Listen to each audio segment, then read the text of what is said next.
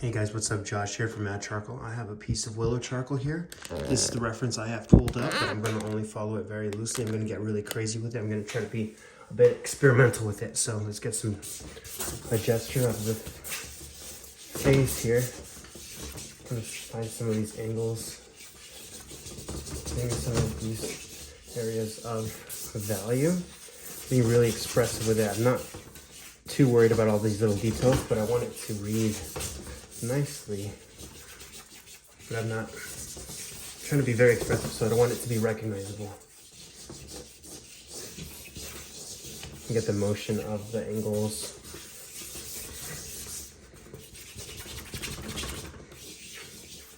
Okay, what I'm going to try to do with this, I'm going to blend out this part a little bit.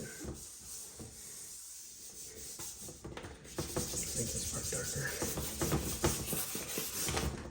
Nope, dropped it. Got a little too crazy with it. All right.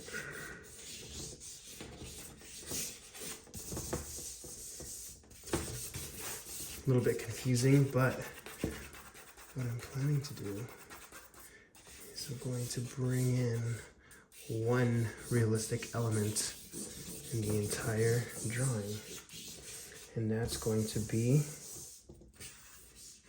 the nose.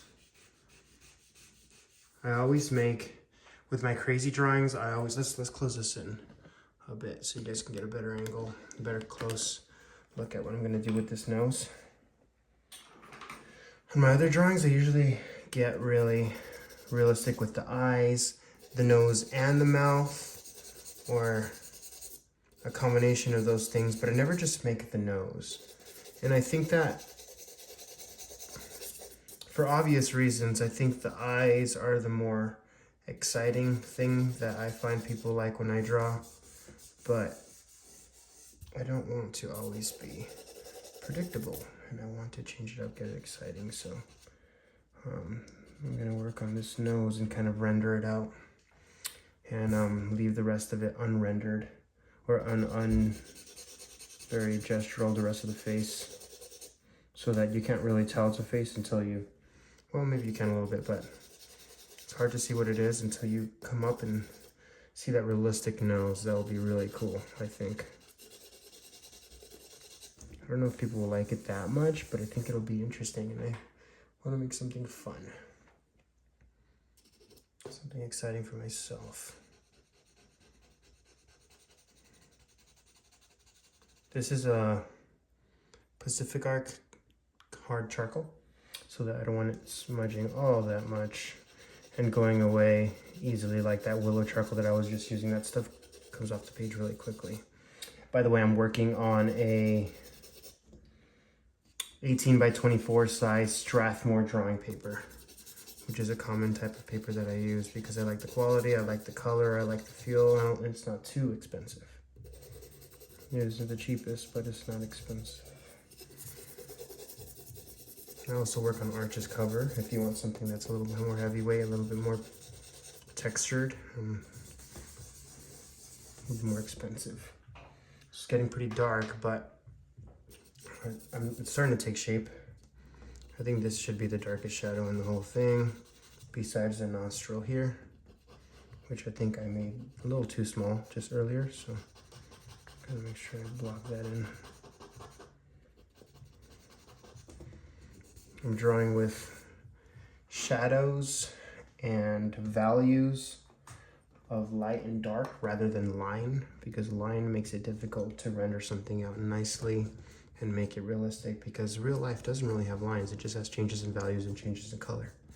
Hence, when you don't have color to work with, like in this drawing, you're gonna have a change in value instead.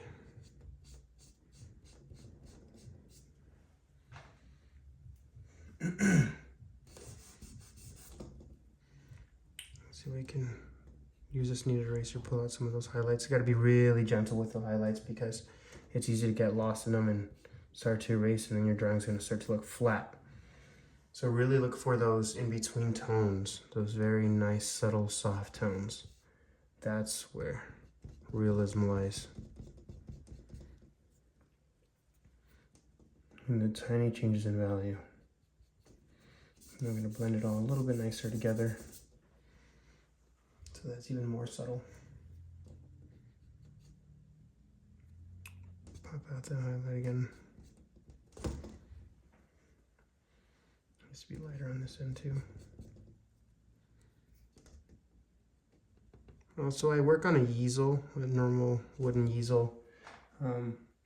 I prefer to work in a way that it's right in front of me upright, because standing or sitting doesn't really matter, but I sit because I draw a lot.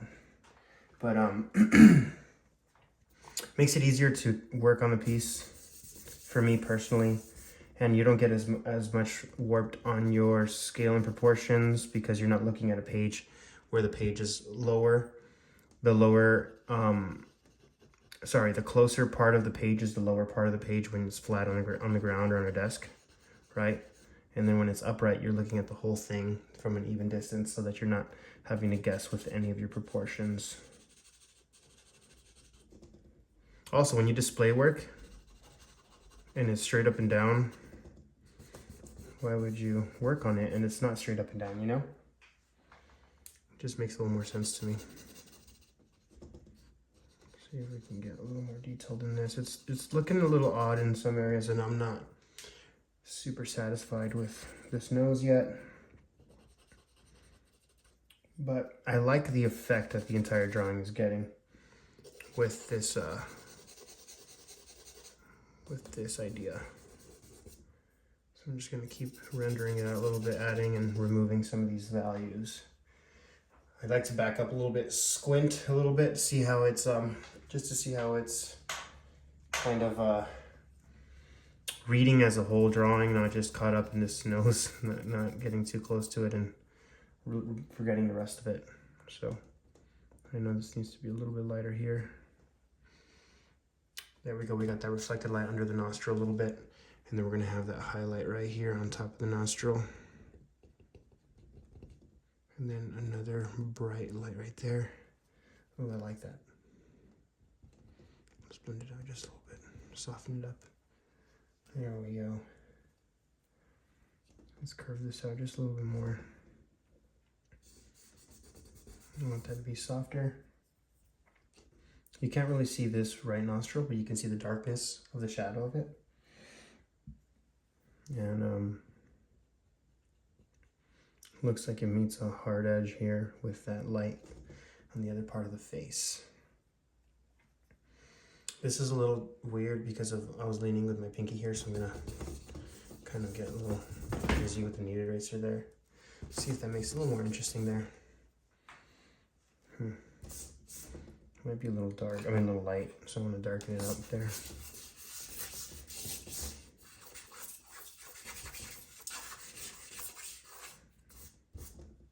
There you go, a little more texture there. That's better. It was reading a little too bright.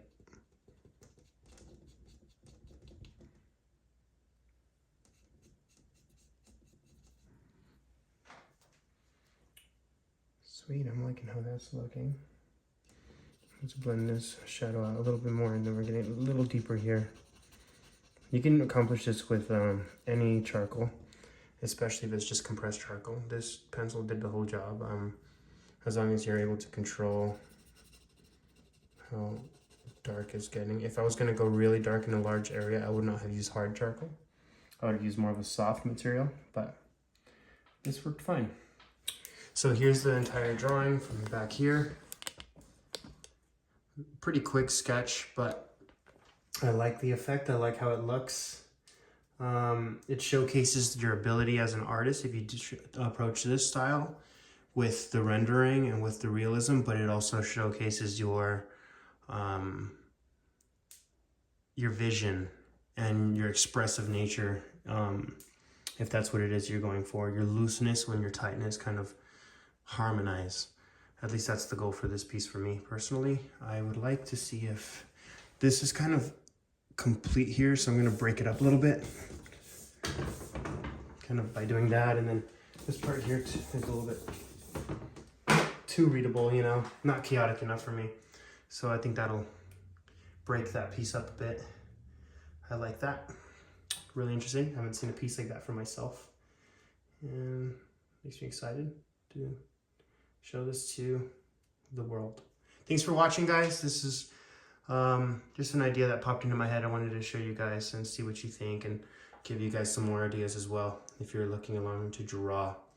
Check out madcharcoal.com/shop if you guys like my work. Thanks so much for your time. Let me know what I should make a video of next. See you guys.